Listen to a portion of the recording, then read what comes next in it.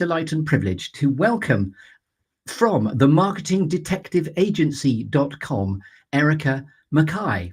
I've pronounced that correctly. I did that just a second ago to check. Am I still getting it right? You've got it spot on. Thank you, Chris. Yes, absolutely. And we've had a little bit of a glitch on the old internet. This is actually take 2, please, because something happened in the streaming of same. But anyway, welcome to the show. This is the show in which I invite movers, makers, shakers, mavericks, influencers, and also personal heroes into a clearing or serious happy place of my guests' choosing, as they all come to share with us their stories of distinction and genius. We have Jill Tiny and Collaboration Global in common too. And in fact, within that glorious community, and a big hello and shout out to Jill Tiny, you've been tasked with being my mentor to get me more ingrained into what Collaboration Global can offer. I have, yes.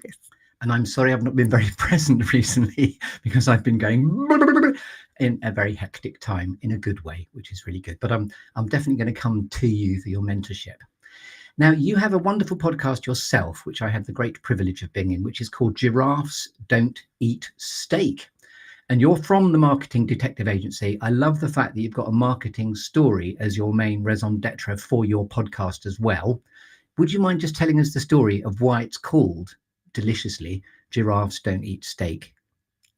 Absolutely. So the main framework of Giraffes Don't Eat Steak is the basis that every single business has a target audience, which is the client who wants, needs, and can afford what you have to offer.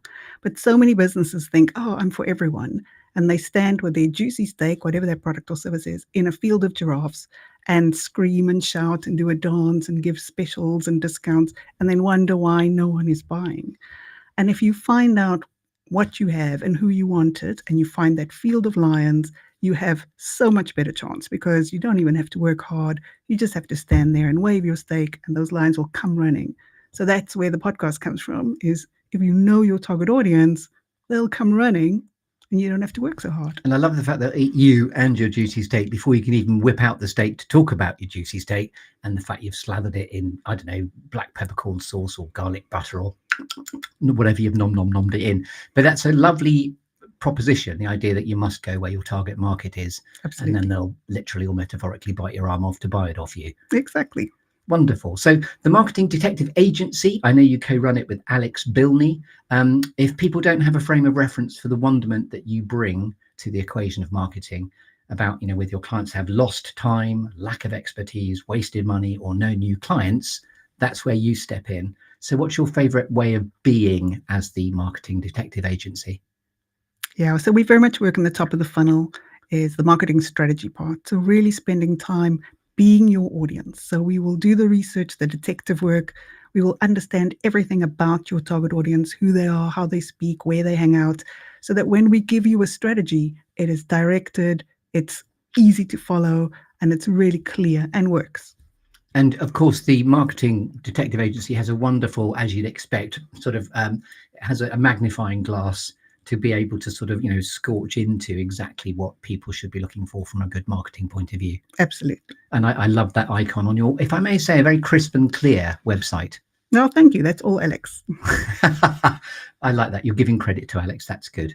So it's my great delight and joy to curate you through as a founder story. This is where we're going to get into the who, the what, the why, the how you do what you do. And then crucially, we're going to find out where exactly in watching this you can come and find Erica Mackay as soon as we've finished talking to you. So there's going to be a clearing a tree, a lovely juicy storytelling exercise called 5, 4, 3, 2, 1. There's going to be some alchemy, some gold, a couple of random squirrels, which is borrowed from the film Up, and then a cheeky bit of Shakespeare, a golden baton and a cake. So it's all to play for.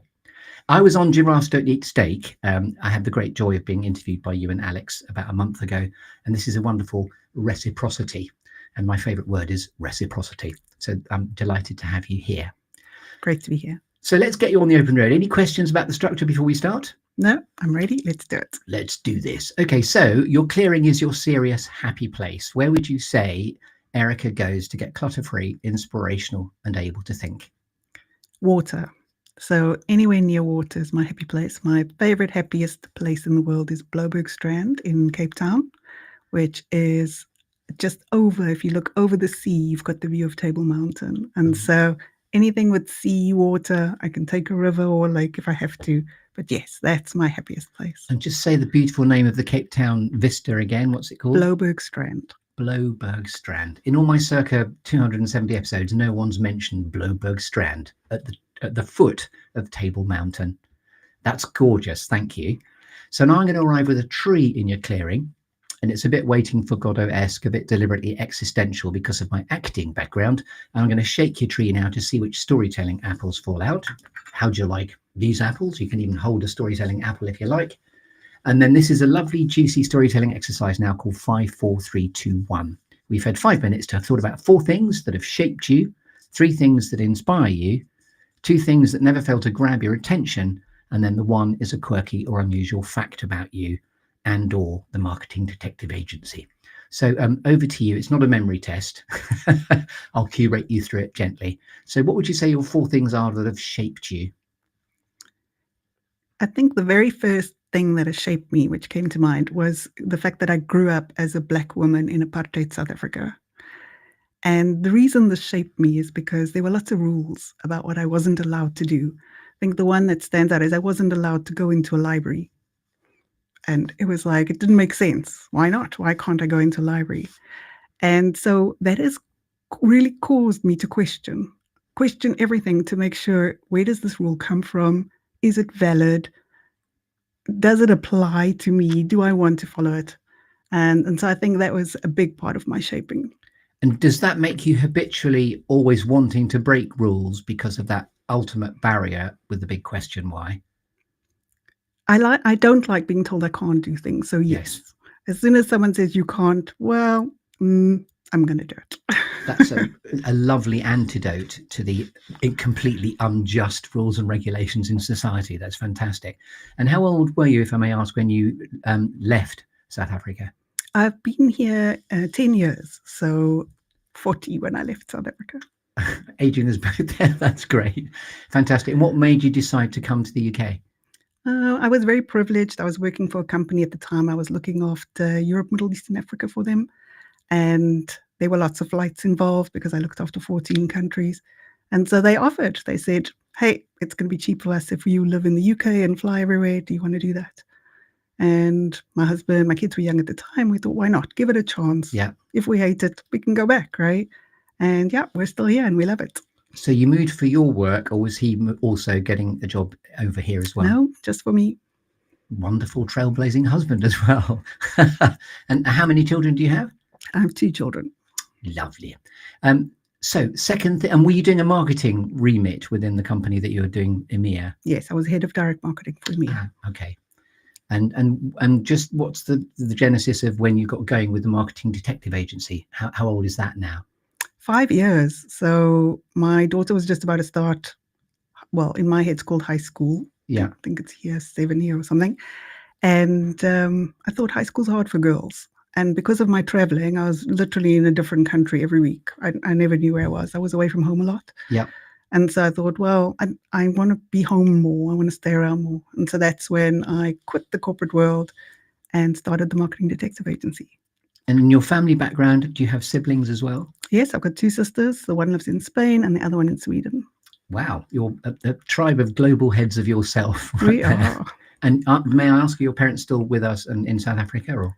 My mom's still alive. She's in Cape Town, so she's still there. My dad passed 10 years ago. Thank you for letting us know that too. Second thing that shaped you? The second thing is my parents, actually. My dad, as I said, he's been past 10 years now. He was very much he was very deliberate about what he thought was important. And even for us, education was, we were 3 girls, and he didn't care. He was like, you will be independent, you will have education. And he fought for us. He fought in our town. I was the first non-white to go to a white school, and my dad made that happen. He fought for it. He approached the headmaster. He got through the church, and they let me in. And, there was a lot of skepticism and fear at the time, but it worked. And then more and more came. But that was my dad. My dad was about fighting for what's right, but not with violence, with persistence, with relationships, with getting to know people. And I think a lot of that rubbed off on me.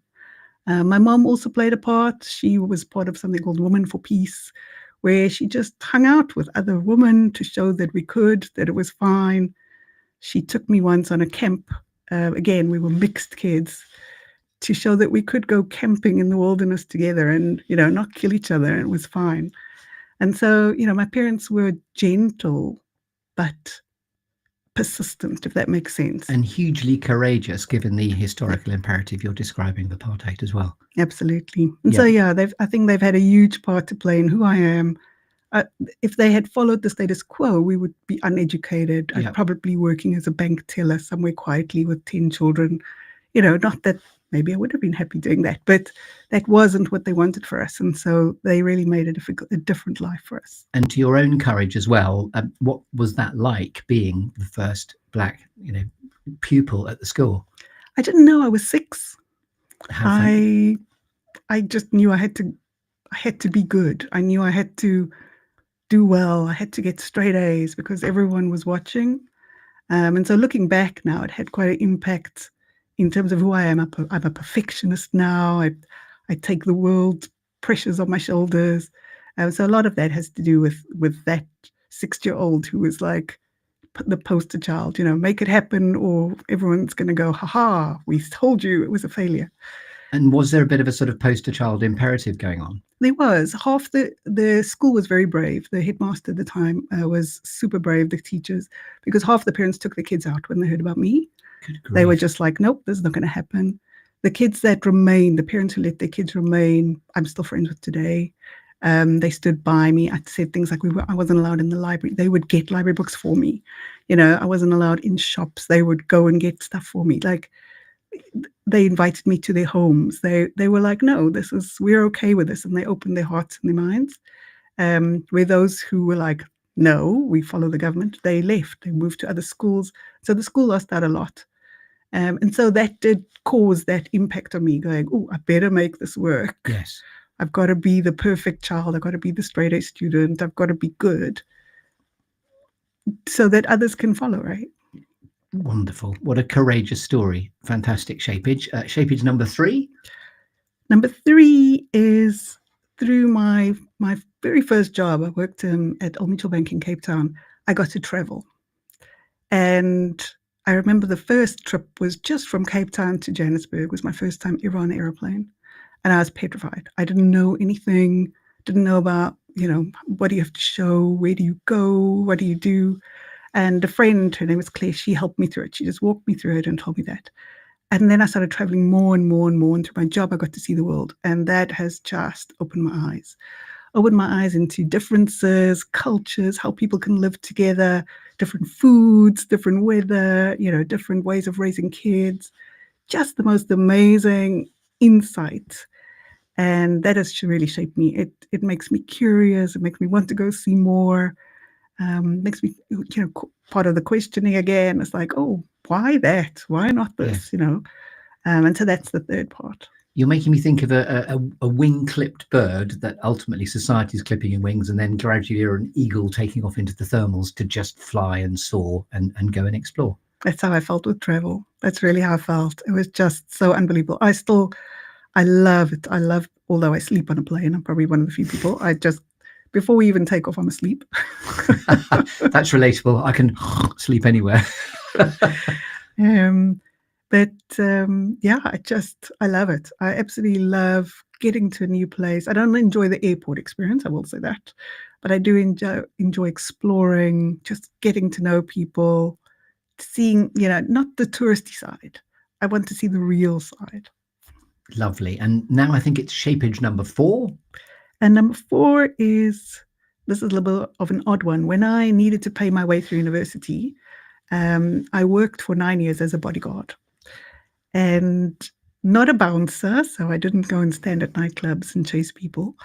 I was more close protection officer, so one-to-one protection. And I did it, again, because I was told girls can't do it. So, of course, I had to. It was an imperative, but it paid really well as well. And I could work evenings and weekends and study during the week. So it worked well with my schedule.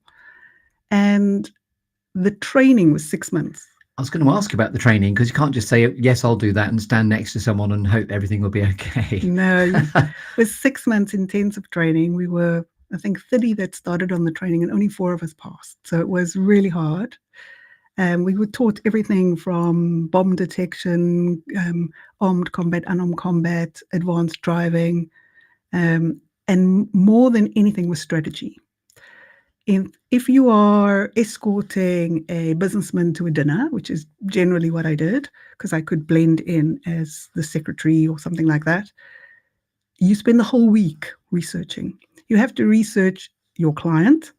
What are they like? Are they going to get drunk? Are they a flirt? Are they going to pass out? Are they going to scream if they see a gun? Like, you need to know how they're going to be. You need to research the attacker. So generally people know who's after them. But are they likely to use bombs, guns? Are they going to come in a group, or is it silent? Are they just going to poison food? Or like, what is their modus operandi? How do they normally act? And what you can do to protect that? You need to understand the venue. So every entrance, exit, how do they hire staff? Everything about that venue. And then the fourth one is the route, from picking your client up to where you go and back again. What are all the detours that can happen? Where can they ambush you? Wow. All that kind of stuff. So that research work is what I've now taken into my marketing life. And I think it really shaped me, because if you do that well, your client lives.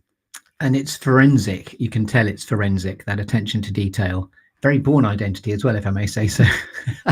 And gosh, and was the sort of theatre of activity South African? Is that where you were doing that? It was in Cape Town. Yes. In Cape Town.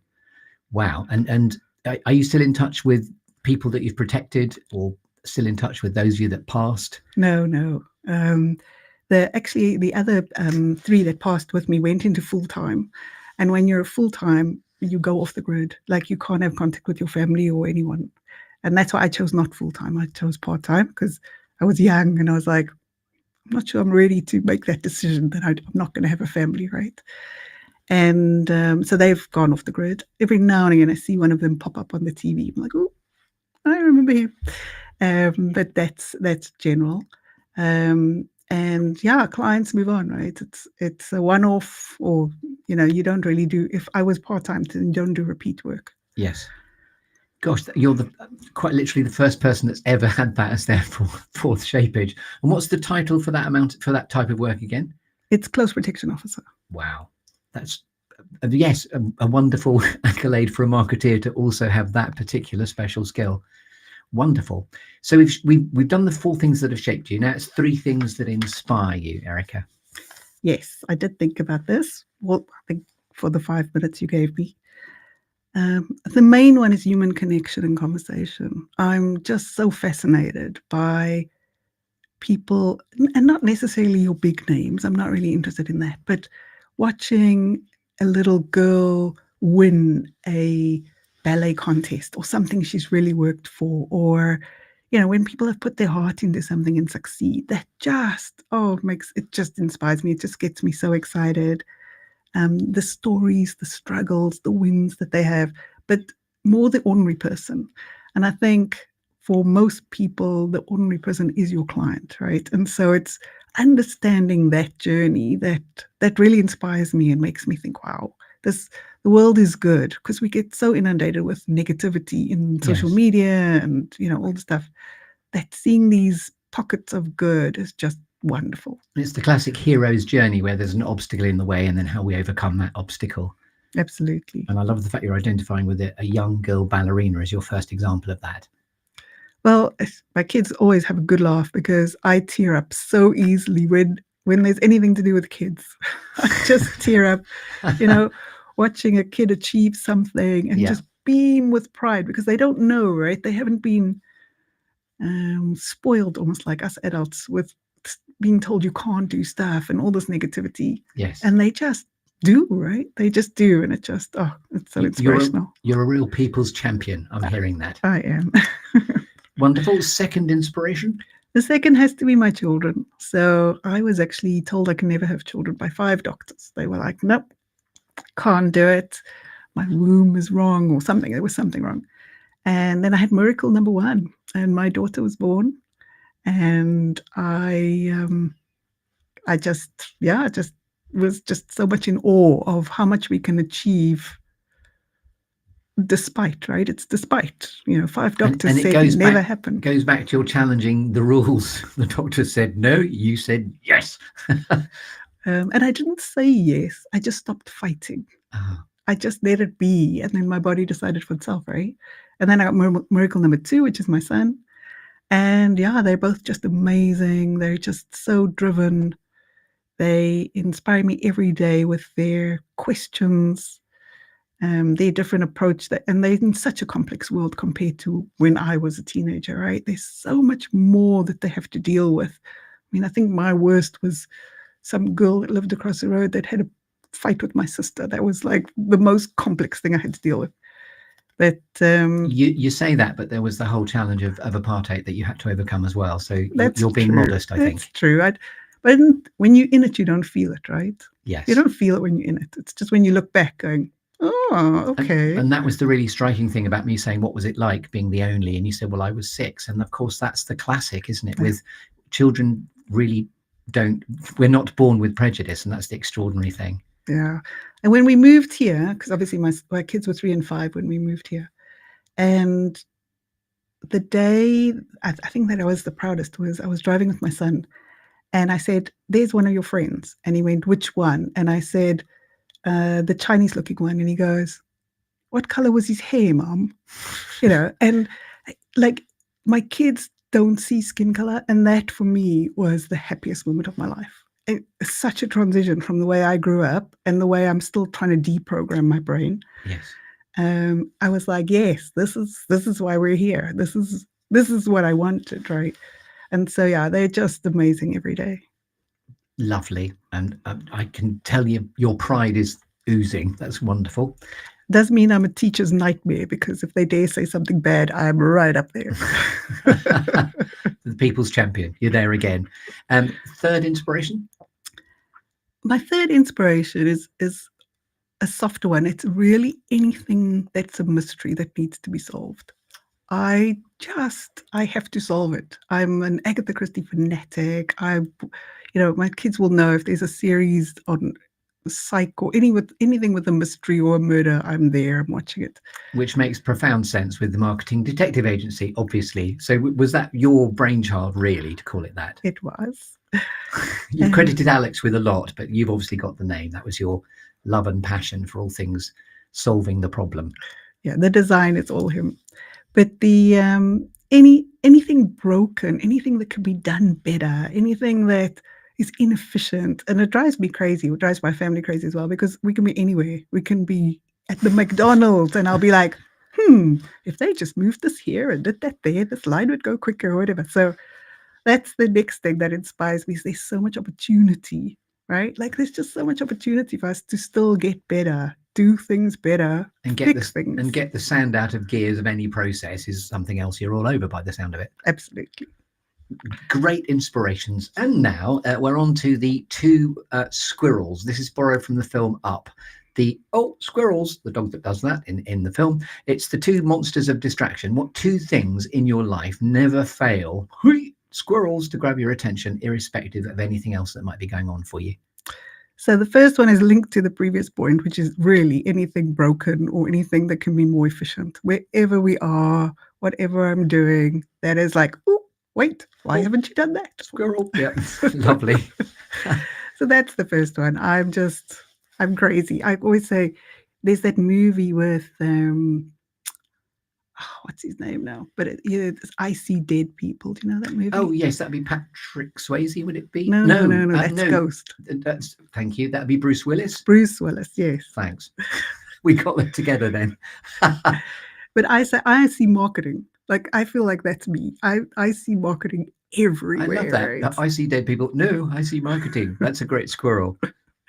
And then my second one is really someone else's story of success, whatever it is, right? Whether it's, getting a better score at school, or, getting a medal, or doing a speech for the first time. I'm a Toastmaster, and so I also do quite a lot of public speaking with young kids. I run a program to help young kids get confidence in public speaking. And so when when they do that for the first time, I'm in it. I want to know, ooh, where did that come from? Why? What's going on there? And then I'm totally distracted. That's like, oh, now I need to unpack that thing. So it's the elixir of anything that musters improvement. You're all over it. Absolutely. That's a cracking squirrel. Lovely. And now the one, as we shake the tree and come to the end of this section, the one is a quirky or unusual fact about you, Erica. We couldn't possibly know about you until you tell us. So I am terrified of heights. And the reason this is quirky or unusual is because I do a lot of high things. So I've gone skydiving and I do a lot of high things, but I'm actually terrified. If I go to the gym, they usually have that little step. I can't get up on the step without holding a wall. I mean, that's how Wow. How bad it is for me. So you've done your own aversion therapy if you've started leaping out of aeroplanes and things. Well, this is the thing.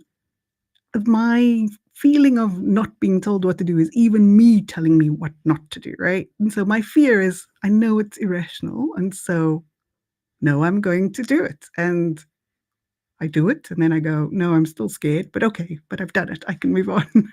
And that's a wonderful difference in you than others, because people often just are allergic to their not wanting to do something, whereas you're making yourself do it. Well, because it's not logical, right? Yeah. And as soon as it's not logical, then I'm like, okay, I don't understand this. Well, there is an aspect of heights that are logical to be afraid of, because of course there's always that moment of, do I stand here or do I fall off? There is that quandary that we all face existentially when you're leaning off a ridge. I'm thinking, is that just me, or it's probably everybody? Absolutely. So that's it. We've shaken your tree. Yes. Hurrah. Now we stay in the clearing, move away from the tree. Next, we're going to talk about alchemy and gold.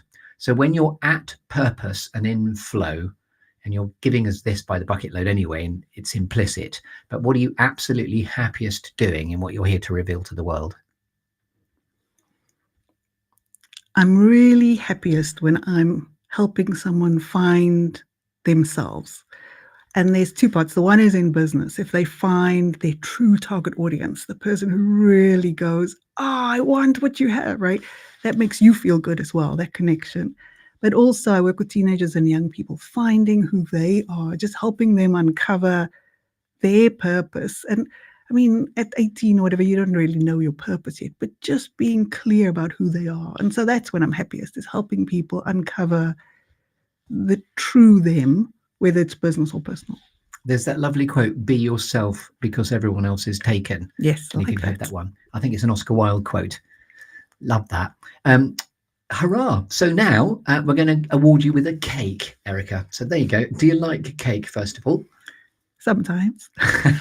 Not chocolate. I don't eat chocolate. So you can have a cake of choice, and then it's a final storytelling suffused metaphor where you get to put a cherry on the cake. Great. So what type of cake might you like? Carrot cake. I think that's a dog toy carrot cake with a cherry looks on good. it. When I Googled that, up popped that, and I bought it. Great. Good marketing. I was looking for that. I know you didn't sell it to me, but there you go. So now you get to put a cherry on the cake, which is stuff like, what's a favorite inspirational quote that's always given you succor and pulled you towards your future? So my favorite quote is, don't think out of the box. Think like there is no box. Hello. Yes. Just say that again. It's worth reincorporating. Don't think out of the box. Think like there is no box. Lovely answer. With the gift of hindsight, what notes, help, or advice might you proffer to a younger version of yourself?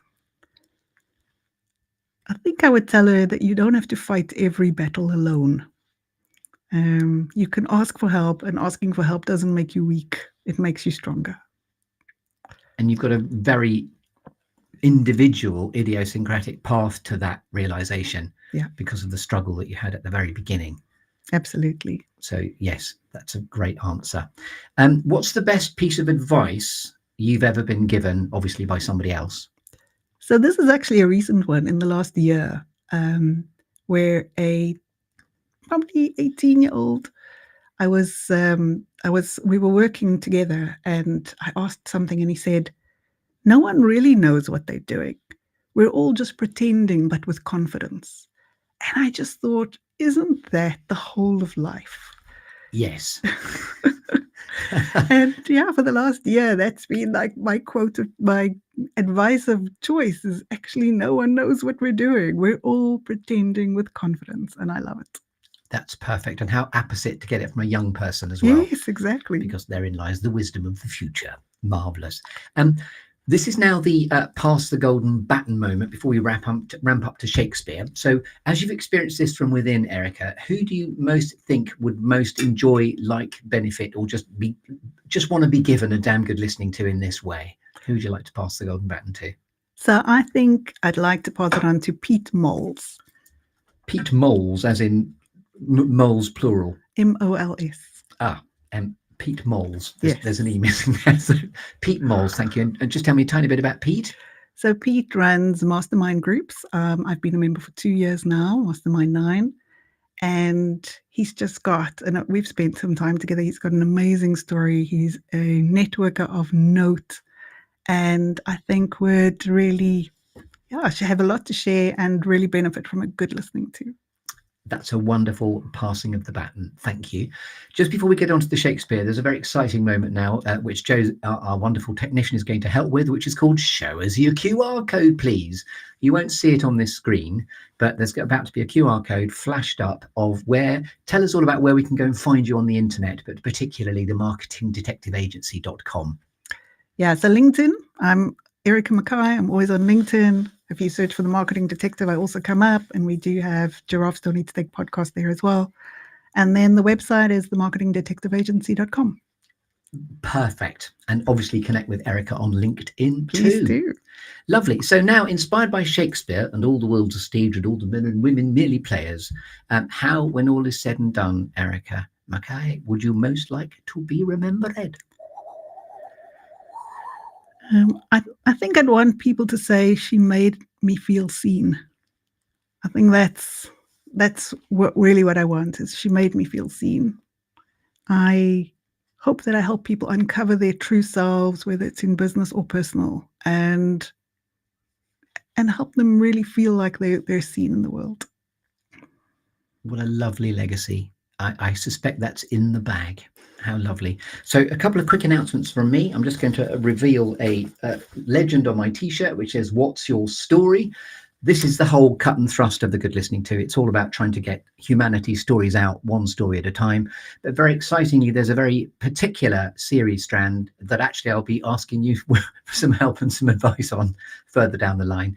It's called Legacy Life Reflections, which uses this same structure, but to record either your own story or the story of that precious someone for posterity, lest we forget before it's too late. And my own father, Colin Grimes, I interviewed him 5 years ago in the halcyon days of his 80s, before, with the gift of hindsight, he slipped into a crater of declining health. He died a year ago, but I've recently been exhibiting about LegacyLifeReflections.com. There may well be another QR code there, LegacyLifeReflections.com. And as I say, it's just about, with no morbid intention, capturing those precious stories. And the idea being it'll take just 2 hours of your life to record that precious life forever using this structure. Love it. And then my challenging question is, who I suspect half the world is my target market, because most people want to talk about themselves, but then you'll challenge me on that going, no, I'm going to be a giraffe with my steak. You don't have to give me an answer. I'm not trying to make you work for it now, as it were. So, as this has been your moment in the sunshine in the Good Listening To show, stories of distinction and genius, Erica Mackay, sorry. Do you know what? I've suddenly got stuck on that because there are so many different ways to pronounce it. So my question is, as this has been your moment, is there anything else you'd like to say? No, I've really enjoyed the experience. Thank you, Chris. I wasn't sure. I'm usually on the other side asking questions. So thank you for listening to me. And also definitely check out, do you want to talk about where we can find Giraffes Don't Eat Steak, or is that just obvious wherever you get your podcasts? Yeah, it's on Spotify, Apple, there's a YouTube channel, we're on TikTok. So yeah, wherever you feel like listening, lots of awesome marketing advice there. And a couple of quite nice guests as well. I myself am going to be published soon. Hurrah. Correct. So thank you very much indeed. I've been Chris Grimes, but most importantly, this has been Erica from the marketingdetectiveagency.com. Thank you very much indeed. Thanks for listening. Get in touch if you'd like a conversation about guesting too. And Good night. Thanks, Chris.